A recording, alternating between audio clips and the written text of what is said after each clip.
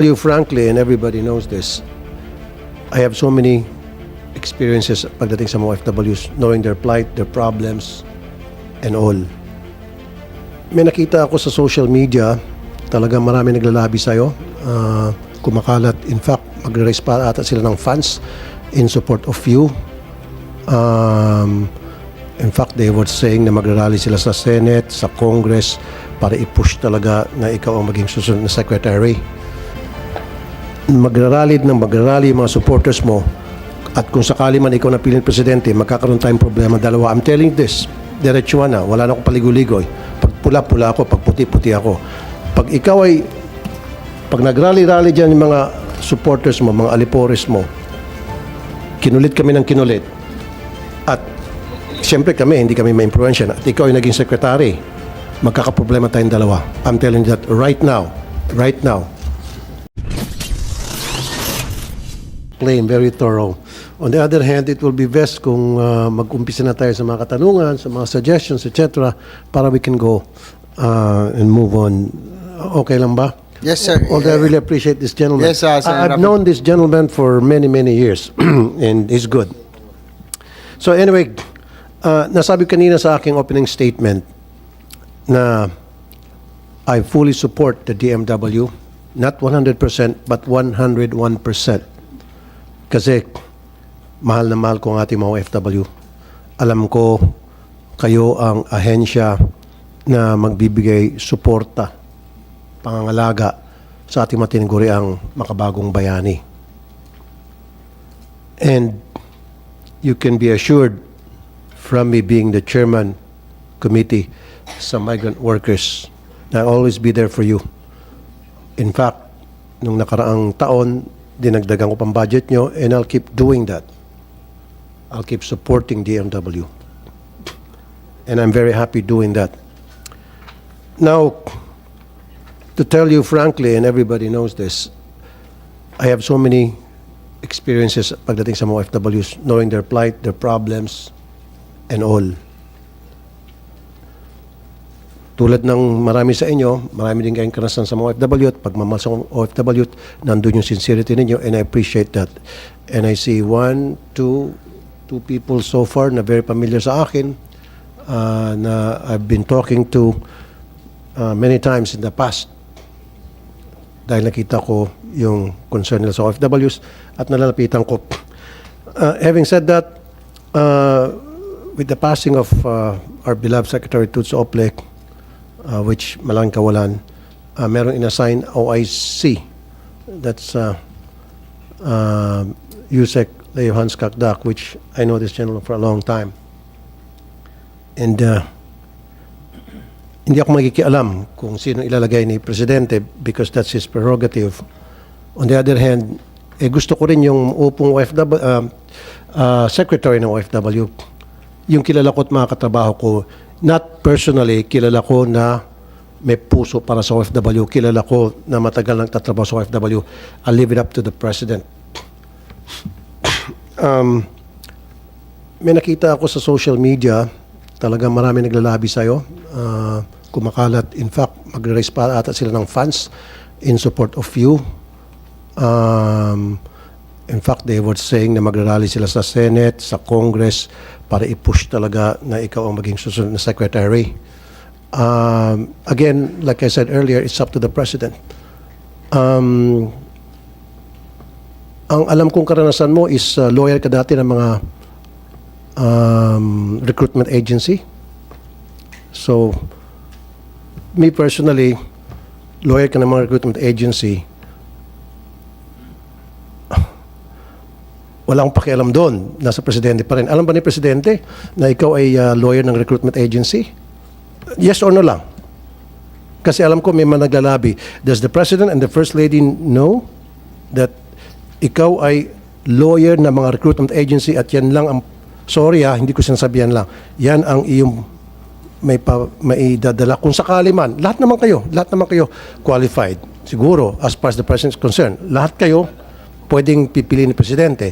Pero since ang lakas ng labi para sa'yo, gusto ko lang malaman kung alam ba ni Presidente, kung sakali man, na ikaw ay, ang experience mo ay bilang lawyer na mga recruitment agency? Yun ang tanong ko, yes or no lang. Do they know? Yes, sir. Kasama po yun sa mga ginagawa ko before. At meron ka na bang experience sa mga OFWs? Equally, sir, ako rin po ay abogado ng mga iba't ibang OFW associations. Okay. So, lawyer ka ng mga recruitment agency and abogado ka ng mga OFWs. How do you do that na pagsamahin yung dalawa? Sir, I'm an advocate of fair and ethical recruitment. Sa paningin ko po, like po sa mga convention katulad ng sa ILO, nakikita rin po nila na malaking partner pagdating sa fair and ethical recruitment ang mga ethical recruitment agency, sir. Yun lang. Gusto ko lang masiguro na alam ni Presidente at hindi kita nakikita noon, hindi pa kita natawagan, wala ka pang binigay na aksyon. As far as my program is concerned, na who's been dealing with OFWs for more than 20 years. Itong dalawa, familiar sa akin itong si Kakdak and Ignacio. I'm sorry, Mr. Ignacio and Mr. Kakdak. They're very familiar with me because I've dealt with them and I'm sobrang napakasipag itong dalawa. I'm not saying na hindi ka masipag. I don't know you personally, but yun lang yung aking hinaing. Okay? So, okay na tayo dyan. Sa experience ko, Mr. Chair, nandyan din yung mga recruitment agency na meron silang tinatawag na accommodation bago ma-deploy yung mga OFWs at ginagawang para mga sardinas yung mga OFWs, hindi pinapakain, kinukulong. So, kung meron silang confidential fund, doon sana nila i-boost din yung mga information tungkol sa mga agency na yon na may mga accommodation na balasubas, tugis na at pasara. So, you really need that. I agree with you, Senator Tulfo, kasi kailangan nila ng magbayad ng assets para mabigay ng information regarding these activities of illegal recruiters. Tama. On the other hand, OIC Kakdak, medyo maglinis-linis din kayo dyan sa DMW. Meron akong mga source nagsabi sa akin na may mga tao kayo dyan na may sympathy sa mga recruitment agency. Dapat wala kayong mga tauhan na dating nagmamay-ari o kaibigan, I'm not referring to you na mga recruitment agency. Dapat pro-OFW kayo. Lahat. Entirely. May nababalitaan kasi ko dati, Mr. Chair, na dati may-ari ng yung mga tauhan nyo, present. Linisin nyo yan to the confidential fund, alisin nyo yun. Dapat mag-resign yun. Kasi baka ma-influensya nila yung desisyon ninyo dahil maglalabi yung mga recruitment agency. Siyempre, yung mga recruitment agency, may mga pera yon para maglabi. Then, baka masira yung discard ninyo mga desisyon nyo. So, alisin yung mga may connection sa mga recruitment agency, puro pro-OFW lang dapat. And adding to that, pakisabi doon sa mga tao mo, wag na mag-rally sa Senate kasi mag-rally daw sila sa Senate para i-push ka raw.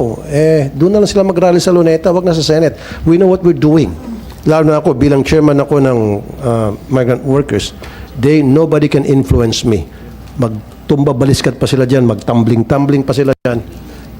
Hindi ako makikialam kasi I leave it up to the President. So you tell those people na mag-rally behind you, wag nang pumunta sa Senado. Okay? Although karapatan nila mag-rally, pero kahit na anong rally nila, kami mga senador, hindi kayo ma-impluensya. Mr. Mag-rally yung mga para siyang i-appoint na susunod ng secretary. Mr. Chair? Wala tayong pakialam. Kaya ang sinasabi ko, sandali, let me finish. Kaya ang sinasabi ko, gusto ko maging clear na kami mga senador dito, independent-minded kami lahat. Wala makapag-impluensya sa amin. Kaya sayang lang na mag-rally sila dito para ipaglabang ka maging secretary, sayang lang oras nila. Siguro kung gusto nila, doon sa Malacanang, mag-rally sila, pwede yun. Sa office ni ES, mag-rally sila. Wag dito sa Senado.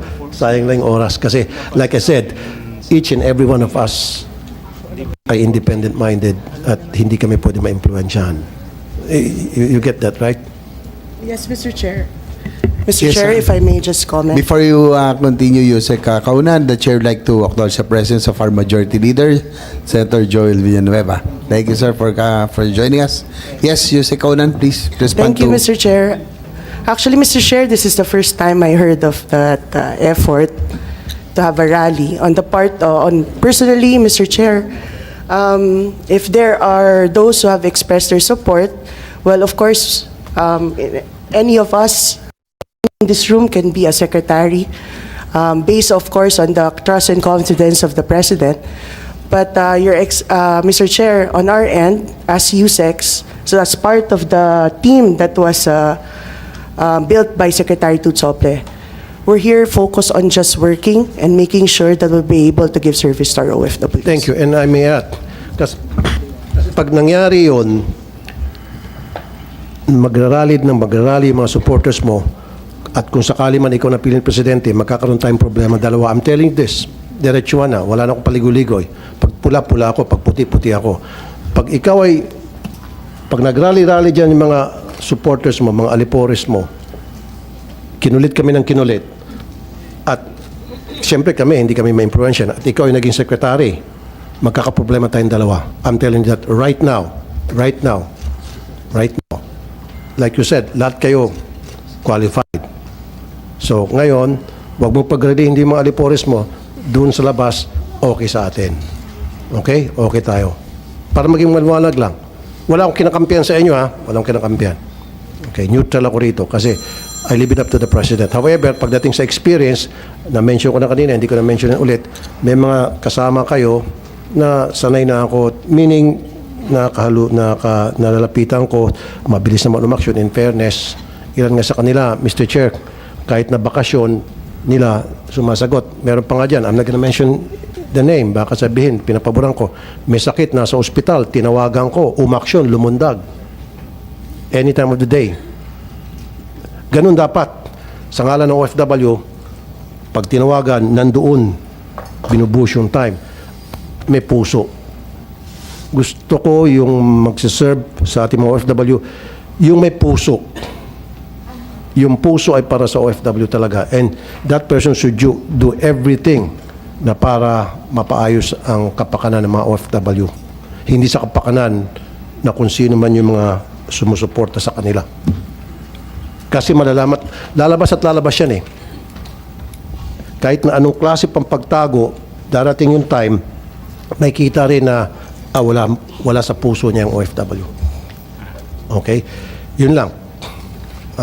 So, please lang ha, na marami ako nabasa sa social media, alam mo naman, di ba, active sa social media yung mga staff ko, na monitor ng mga staff ko social media na mag-rally daw dito sa Senate at Congress para suportahan ka. Wag, don't do that. You tell them na doon na lang sa labas. Pwede mag-rally dyan sa sa Divisoria, yan, sa Baclaran, ayun, wag sa Senate ha. Mr. Chair. Advise nyo lang siya. Advise nyo lang yung mga tao. You have my commitment, Mr. Chair, and assurance that if I am approached by any group or any group of OFWs or any stakeholder group and their plan is to do a rally here in the Senate or anywhere, sir, that I will, of course, definitely discourage them. Very good. Thank you. At saka isa pa. In fact, sila daw ay